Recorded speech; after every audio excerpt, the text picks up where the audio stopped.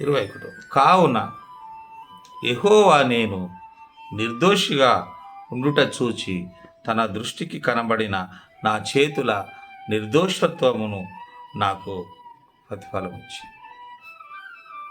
దేవుడు చూస్తున్నాడు,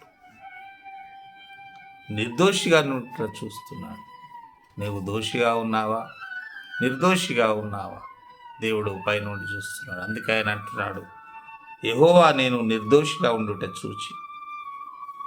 నిర్దోషిగా ఉండుట చూస్తున్నాడు. తన దృష్టికి కనబడిన నా చేతుల నిర్దోషత్వమును. నీ చేతులతో పాపం చేస్తున్నావు.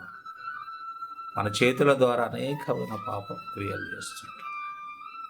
చేతులు కడిగినంత మాత్రాన ఆ పాపం పోదు. చేతుల ద్వారా చేసే పాపం, దోషమైన క్రియలు చాలా ఉంటాయి. ఆయన అంటున్నాడు, నా చేతుల నిర్దోషం బట్టి నాకు ప్రతిఫలం. దేవుడు నీకు ప్రతిఫలం ఇవ్వాలంటే నీలో నీతి నిర్దోషత్వం ఉంటూ ఉండాలి.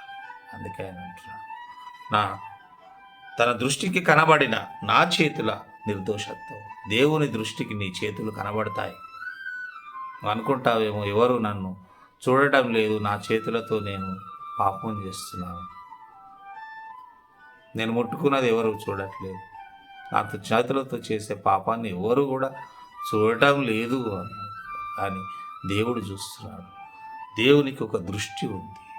ఆ దృష్టి నుంచి ఎవ్వరు కూడా తప్పించుకోలేరు. అందుకే తన దృష్టికి కనబడిన నా చేతుల నిర్దోషం బట్టి నాకు అవును, మన చేతుల నిర్దోషం బట్టి, దేవుని దృష్టిని బట్టి, మన యొక్క చేతుల నిర్దోషం బట్టి మనకు దేవుడు ప్రతిఫలాన్ని ఇచ్చే దేవుడుగా ఉంటున్నాడు.